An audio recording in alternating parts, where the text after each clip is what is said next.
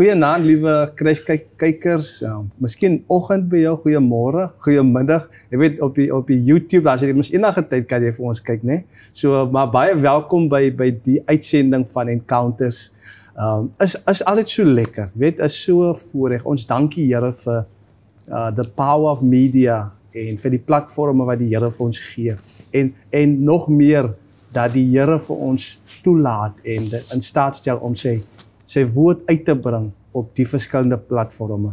Nou, ek is die afgelope paar weke, ek dink vandag is die derde week wat ek met Megan Fredericks praat, 'n skryfster, 'n certified professional life coach.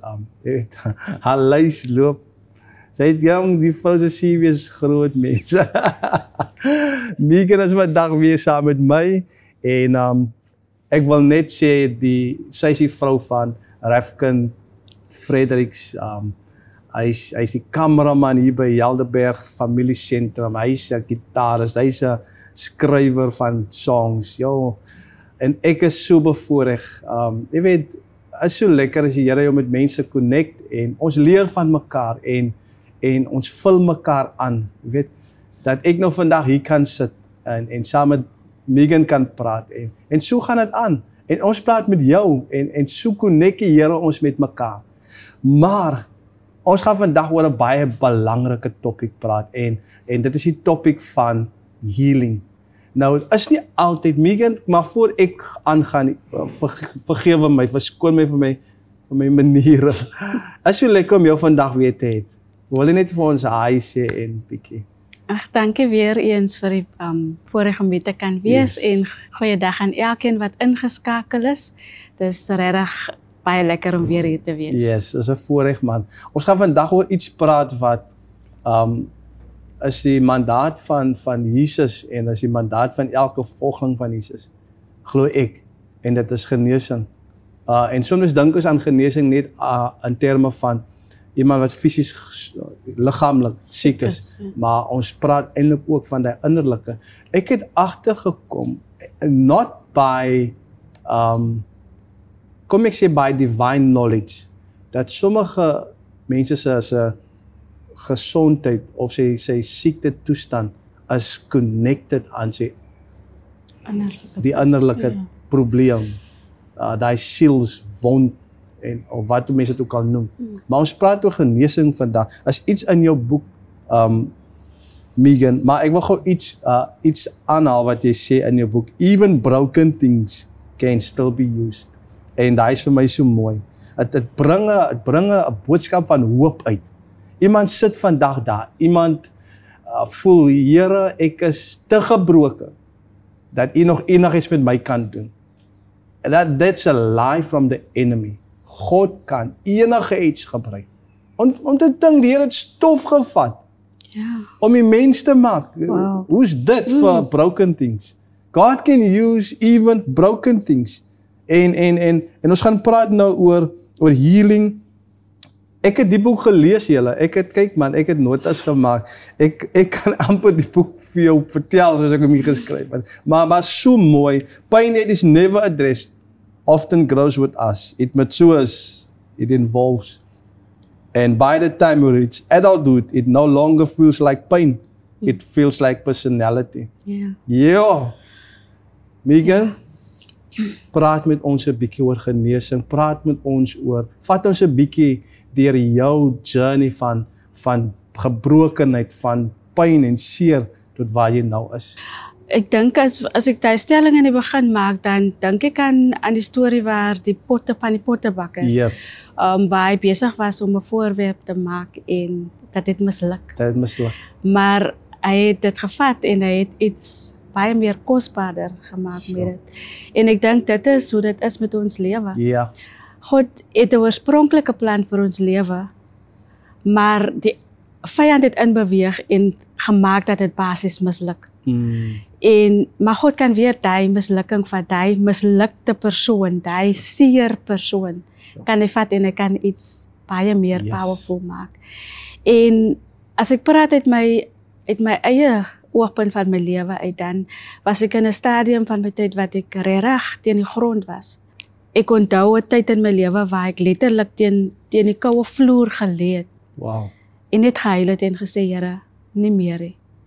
Ek soek nie dit meer nie. En 'n tyd daarna in 'n hospitaalbed en gevoel het, ja. ek kan nie meer nie. Ek het letterlik vir die Here gesê, ek soek nie meer my lewe nie. En as die tyd toe jy wou selfmoord pleeg? Selfmoord pleeg, ja. Ek wou my lewe neem, want ek het net gevoel, ek is te vol, dit is too much. Ek kon nie, ek het gedink, daar is nie meer hoop vir my lewe nie. Ek kon nie meer hoop sien nie, ek het nie meer gevoel, ek kan aangaan, ek het energie om aan te gaan nie. 'n rukkie net voor of in die proses wat ek besig was om hierdie boek te skryf, was ek in 'n selfde stadium van my lewe, maar hierdie keer nie probeer selfmoord pleeg nie, maar ook te surrender, net te sê, Here, nie meer my planne nie, maar U plan. Ja. Jy kom by daai plek waar jy kan die seer net nie meer hanteer nie. En dit is nie 'n lekker storie nie. Sure. Dit is nie lekker om so te voel nie, maar is eintlik goed om so te voel in die geestelike kant van dit. Want dan het God jou op 'n plek gebring waar jy finally kan oorgee. Surrender, yes. Waar jy kan sê, Here, nie meer hoe ek dit wil hê nie, maar soos U dit wil hê. En dis eintlik, jy kom onbewuslik eintlik by daai punt uit. Ek dink amper die Here laat dit toe, dat jy by daai punt kan kom, sodat jy kan surrender en kan oorgee. Ja. Want hy kan nie inkom om skoon te maak, om die binne te heel, as jy nie by daai punt kom, om oor te gee nie. Ja. Om te sê, is asof jy vat jou pyn, kyk, baie keer dan eie ons ons pyn, dis myne, jy kom nie naby nie, dit is my pyn, en ons noem ons pyn even op die naam, nee, ek is depressief, nee, ek is dit, nee, ek is daai, al die negatiewe goed is, maar as jy kom en jy sê, jy wil nie meer depressief voel nie, jy wil nie meer hierdie pyn ervaar nie, dan kan God inkom en hy kan skoonmaak en hy kan die wond genees. Ja. Healing is nie net 'n overnight ding nie. Dit gaan nie net, jy het nou gesê, Here, ek wil nie meer die pyn hê nie, so take it away, en nou gebeur dit. Dit is 'n proses waardeur jy moet gaan. En baie keer, dink net aan 'n wond, as ons na die dokter toe gaan en hy moet 'n ou wond wat nou al gesweer het, hy moet dit skoon maak. 'n seer, ja. Maar aan die einde van die dag is it worth it. Die pyn wat jy deurgegaan het is worth it. So dit word eers seer voordat dit gesond word. Voordat dit gesond word, en dit kan nie gesond word as jy dit net daar los of hy gaan erger raak. Yes. Hy gaan erger raak. So dit is seer want jy het nou deur jou lewe het jy deur goedes gegaan en dit het half deel geword van jou, soos ek gesê het, dit word jou persoonlikheid, jy het dit aanvaar, dit is hoe dit is. Ek verstaan, ek gaan nooit dit kan bereik in my lewe nie, en dit maak vrede met goed wat jy regtig bestem is. Jy maak vrede met dit, want dit is 'n seer, jy gaan liewerste maar met die seer sit, as wat jy weer gaan probeer om nog seer te kry, verstaan? So wanneer jy surrender, wanneer jy oorgee en die Here toelaat om te begin heel wat stikkend is binne, dan is dit 'n seer proses, maar aan die einde van die dag, dan sit God, of ons sit met 'n liggaam, met 'n binne gedeelte wat plek maak, wat ruimte maak, vir God om in te beweeg en deur ons te werk. Sure. Megan, jy vat my nou by plekke, ek hou nie van wat jy doen nou nie. Jy laat my net dink en dink en dink. As nou nie dat ek hou nie van die plekke nie, want ek is bang, ek praat te veel, ek is bang, jy weet, het gaat net aan, want is in 'n tyd, want ek wil eintlik kom by wat ons wil oor praat, ek wil by dit bly, en ons gaat die Heilige Gees toelaat, maar jy het iets genoem in die begin, en dit is vir my soos 'n paradox, is daai ding wat jy genoem het van, dit is baie goed genoem, wat so meaningful en gewigtig was, man, maar die Here wil eintlik jy moet so voel, jy het iets soos daai genoem, en ek weet nie of paradox die regte woord is, maar jy weet, is asof die Here wil jy moet so voel, en jy wil jy so voel, maar eintlik wil jy moet so voel, want dan is dit eintlik die plek waar hy nou kan inkom. Ja, en wat ek nou reminded oor was, is iets wat ek gelees het, ook waar jy sê, true healing is messy. true healing is messy. En ja, ek kan my dink, nee, ek kan my indink, as soos daai wat jy ook genoem het, as 'n proses, party daar voel dat jy gaan 2 tree vorentoe en 'n tree agtertoe. Ja. Ek onthou asof ek die boek self geskryf het. Sien. so amper vol is die boek. Jy weet ek dis asof ek sekere goed recall, né? Maar ek wil gou hierdie ding noem. Want dit is vir my die belangrike ding. Eintlik, want nou gaan healing, as jy meer personally. Healing raak nou eintlik generational. Ja. En daai ene. Toe ek dit lees, toe reminded my aan die song van 1000. Nee, ek weet nie wat die song se naam is, maar as 'n phrase, 1000 generations. Ek dink die vers begin so. Ja. Is dit nou van wie sing? Ek kan nie onthou wie daai song sing. Ek dink is wie sê so wyne. Cece Winans nee, maar sy noem iets van 1000 generations. Anyway, kom ons gaan nie met die song aan nie. Want anders ons gaan vooraf kan moet inkry. Ja. So wat hy sal beter weet, nee. Maar healing raak dan nou personal. Ek moet net kyk hier. Healing is not just personal, it's generational. Ja. Kom ons praat so 'n bietjie oor dit. Wanneer 'n mens nie ontslae raak van jou pyn volledig soos jy raak ontslae, dit kontrol jou nie meer nie. Dan kan dit oorgaan in 'n fase waar dit oorgaan na volgende generasie. Want onthou daai anger daar binne, daai goed waar jy nie meer gedeel het nie. Jy gaan operate met jou kinders soos daai. Jy gaan begin goedes met hulle doen wat aan jou gedoen was. Want jy voel dalk dis reg of nie, in party daar voel jy dalk dit is reg nie, maar jy kan nie anders sê want dit is jou norm, dit is wat in jou geplant is. Jy praat basies of jy reageer uit 'n plek uit van seer. Ja. So dit draai jy oor en jy kan voel, maar my ma was so met my, my pa was so met my ouma was so met my ouers, so ek moet so wees met my kinders.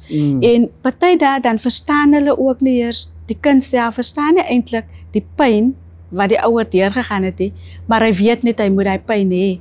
En baie keer dan sien ons dit ook in lewe, ons sien hoe 'n ouer figuur se wandel was of dinge wat hulle doen, gaan outomaties oor na die kind toe, want dit is wat die kind sien, dit is wat die kind ervaar, en die kind dink ook dan dis reg om dit te doen.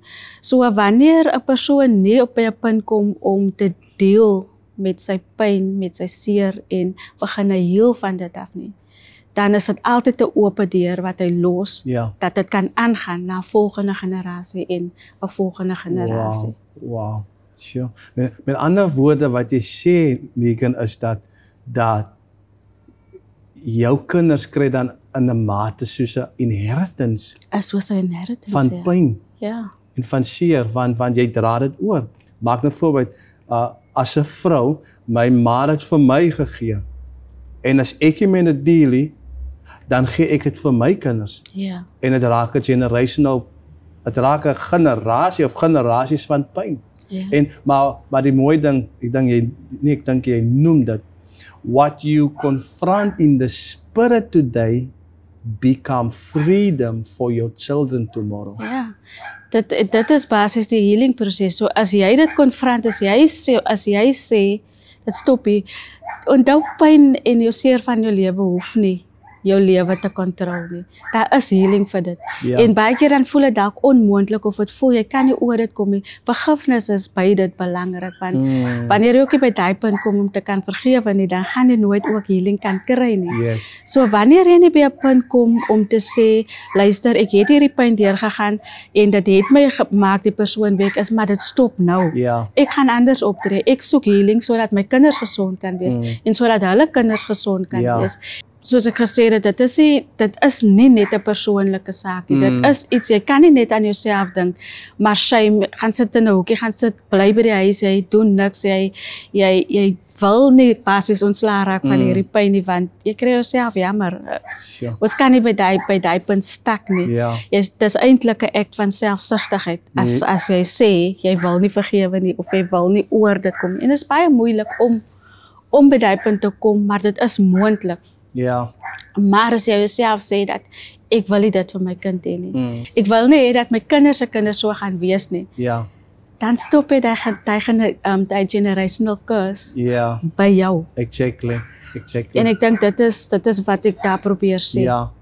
En het vat my weer terug na die voorblad of die cover van jou boek wat praat actually die prentjie hierso. Wat die persoon jy word dan die sleutel van die deur. Maar die deur is deur vir generasies. Yes. Right? Exactly. Maar wat ek ook wil noem, Megan, is dis soveel goed man wat jy aanraak en joh, ek iets wat by my kom is dat terwyl ek praat, besef ek baie van ons kan dit nie op ons eie doen nie. Ons kan nie die genesing op ons eie kry nie.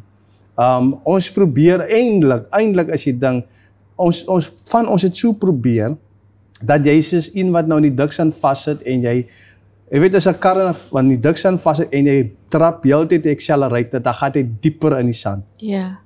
Dan raak dit nog moeiliker om uit te kom.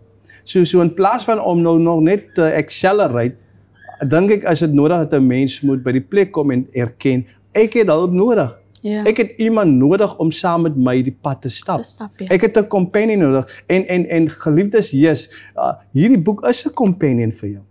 Dit is regtig, dis 'n companion. Dit kan jou help in jou proses van genesing. En weet dit, en ek glo baie van ons kan relate, healing is messy. True healing is messy. Maar daar wil ek ook sê, en ek gaan terug na jou toe verwys, Megan, jy het die boek as 'n companion en kry hom, maar jy het ook iemand nodig soos 'n professional, 'n certified professional coach, life coach. Life coach, yes. Iemand wat vir jou kan help, iemand wat vir jou die dots kan connect, iemand wat vir jou kan help om te sien, maar daar is lig te midde van wat jy deurgegaan het. Jy het potensiaal, daar is 'n doel vir jou lewe. Jy kan hy deurbraak beleef. En ek wil ons luisteraars wil ek regtig, ek wil julle aanmoedig, die nommer van Megan is op die skerm, haar kontak besonderhede. En as jy weet jy het iemand nodig om met jou hierdeur te stap, wat ook al is wat jy deurmaak, kontak haar. Jy kan ook ons kontak en ons refer jou. As ons nie weet hoe om die ding te doen nie, dan refer ons. Ja. Right? So, maar Megan, ons wil regtig, ons wil die ding van healing ons wil hom deurtrap. Ja. Want van sommige van ons sukkel, our healing is overdue. Te veel van ons we are stuck. En dit laat my dink aan wat die Here sê van vir die volk, julle het nou lank genoeg by die berg gedraai. Is tyd om nou hier op te breek en in te gaan in die belofte, in die promise van die Here. En daai promise sluit in healing. Dit sluit in deliverance, wat dit ook al is. 'n laaste paar woorde van jou, Megan, ek weet ons gaan nou hier naby by die einde kom, maar wat is jou woorde van advies vir iemand wat met seer en pyn sit in die konteks van genesing? Soos pastoor genoem het nou, dit is regtig waar baie is 'n moeilike proses, is moeilik, en as jy in die pyn sit, dan lyk dit amper half onmoontlik dat jy genees kan word, dat jy uit die pyn verlos kan word, maar dit is ook belangrik om met iemand die pad te stap. In my boek, in die tweede deel van my boek, is daar half 'n tipe guide wat jou kan help, maar dit is, hoe kan ek sê, dit is 'n starting point. Ja. Dit is 'n starting point, maar jy moet met iemand praat, jy moet met iemand sit, en nie met enige iemand nie. Ja, of course. Nie met enige iemand nie, maar jy moet by iemand uitkom, maar ook aan die ander kant, wanneer jy deel met pyn op jou eie, wanneer jy probeer om self daar uit te kom, dan gaan jy deel met dit uit 'n plek van pyn uit, wat jy regtig, dit kan jou dalk help, maar dit gaan baie moeilik wees. Yes. Maar wanneer jy met iemand 'n pad stap, dan kan die persoon jou mentor, die persoon kan jou help, die persoon kan jou remind dagelijks, want baie keer het jy nodig dat iemand vir jou sê, kom nou, jy doen goed, of kom nou, is nog net, verstaan jy, deur die proses vat. En ook met dit gesê, ons het ook die Here nodig. Ons het hom ook nodig, of ons moet ook hom inlaat wanneer ons dit wil beginne doen. Exactly. Because dan kan hy beginne werk, die Ja. werk al reeds beginne doen, Ja. hier van binne af. Wanneer ons by die punt kom waar ons hom inlaat en vir hom sê, Here, werk nou hier van binne af, ek gee dit aan u oor nie, dan kan ons nie regtig aanbeweeg nie, of ons kan seker aanbeweeg, maar dit is net baie moeilik. Soos ek sê, as jy alleen hierdie pad stap, op jou eie, met jou pyn dit aanpak, gaan dit amper vir jou voel half onmoontlik, en dan gaan jy nie dalk dit wil doen of wil aangaan deur hierdie proses nie. Ja, en ek dink nou, ek dink ons volgende onderhoud gaan ons 'n bietjie daaroor praat, want daar kan mense voel, ek het nou die Here aangeneem en alles moet nou net honkie-dorie wees, né? Yeah. Maar ek wil net gou dit noem, dat terwyl ek praat, kom dit by my dat en ek gaan dit sommer Engels en Afrikaans die mekaar noem, dat healing without God, healing without Jesus becomes a new age thing. Yeah.